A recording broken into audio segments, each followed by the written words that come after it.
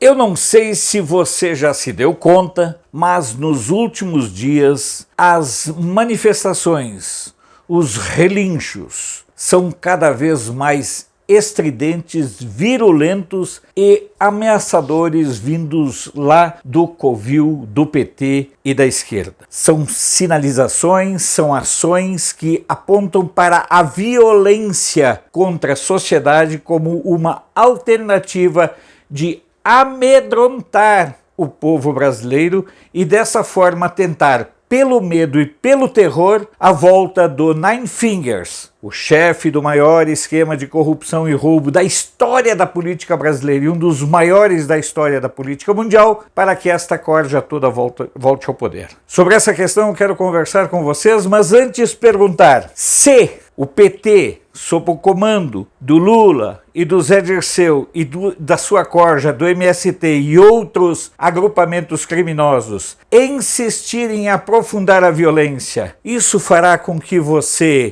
deixe de comparecer às urnas? Responda aqui embaixo sim ou não, que eu quero conferir a sua resposta. Voltando ao tema central, vocês observaram que no último fim de semana, numa ação coordenada, comandada pelo Zé Dirceu, houve invasão em vários supermercados, todos de camisa vermelha, nenhum com cara de fome, todo mundo com cara de pão com mortadela, bem vestidos, bem arrumados, cabelinho organizado, barbinha feita, enfim, ninguém com cara de quem é trabalhador ou de quem está procurando trabalho, apenas cara de quem está procurando confusão. Passou, ficou dito pelo não dito, eles comemoraram essas ações. Observem que há também uma briga interna muito grande entre o modo de atuar da Gleisi Hoffmann, que já foi totalmente engolida, e o Zé Dirceu, que atua abertamente com as facções criminosas e que atua diretamente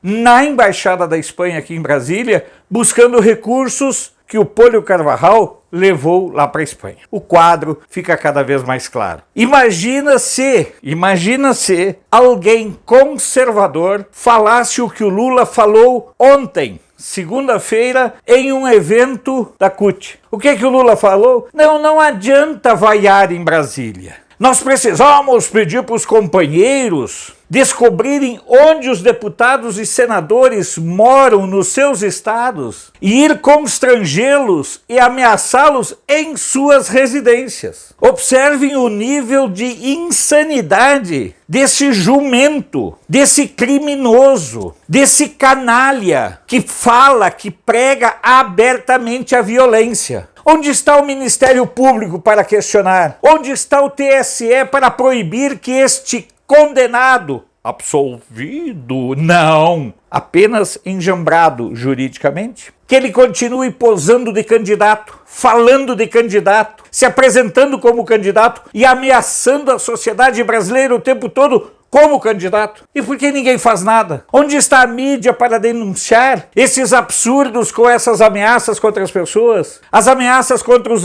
evangélicos? As ameaças contra quem tem propriedade rural? As ameaças contra os militares? As ameaças de fechar igrejas? As ameaças de fechar escolas e colégios militares? Isso nada preocupa essa corja da velha mídia, essa corja política apodrecida? Mas a gente observa algumas mudanças. Quanto mais o Nine Fingers ataca, isso é revelador de uma outra situação que ele está vivendo. Ele vive uma situação de abandono. A verdade é essa: ninguém mais quer se aliar com o Nine Fingers, com a esquerda. Observem que mesmo em estados onde essas alianças eram históricas, essas alianças foram rompidas. Observem a movimentação das pessoas saindo do costado do Lula. Ninguém quer estar na fotografia com um criminoso. Ninguém quer estar na mesma foto, ainda mais político que sabe que o Lula é fim de picada, fim da linha. Então, quanto maior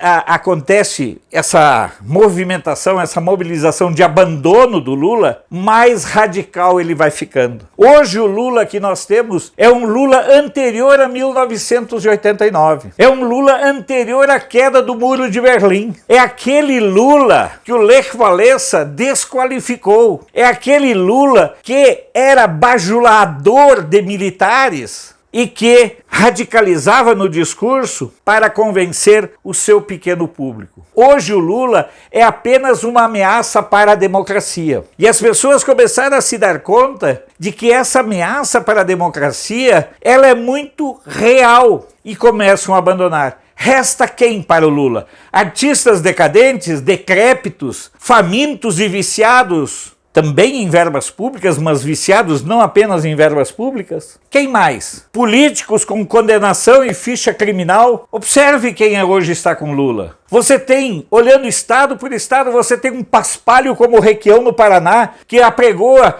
que ninguém deva aceitar título de propriedade, sendo ele um grande proprietário de imóveis urbanos e terras em áreas rurais, diga-se de passagem, segundo alguns lá do Paraná, não só no Brasil. Portanto, se nós formos observar, se nós formos olhar, se nós formos atentar, sobrou para Lula apenas o desespero. Mas o desespero é também um momento revelador para que nós passemos a observar quem é efetivamente esse sujeito que deveria estar encarcerado em qualquer cadeia pública e não em cadeia com nenhum tipo de regalia como foi o SPA em Curitiba. Porque quem está ao lado do Lula está, de alguma forma, encrencado e vê no Lula a única esperança de voltar a roubar. Não tem mais espaço para esse tipo de pessoas. Observe, na cena política deste novo Brasil que vai começando a surgir e a se encorpar cada vez mais, não existe mais espaço para um Otto Alencar, para um Aziz, para um Randolph, para Renan, para Gedel. Imagina que Gedel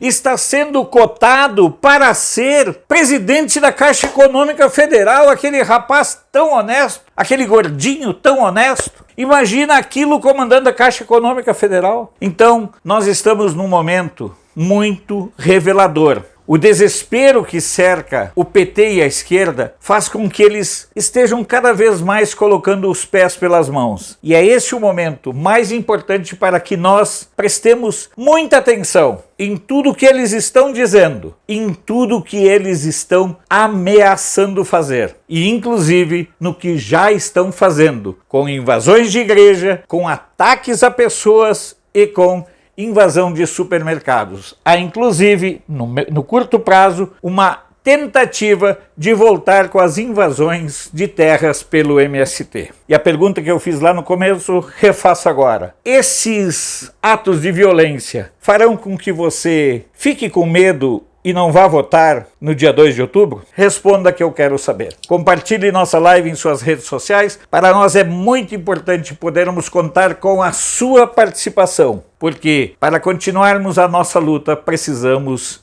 estar cada vez mais unidos e fortalecidos. Sou Alfredo Bessoff, jornalista. Você pode não concordar com o que eu digo, mas eu tenho o compromisso de não silenciar.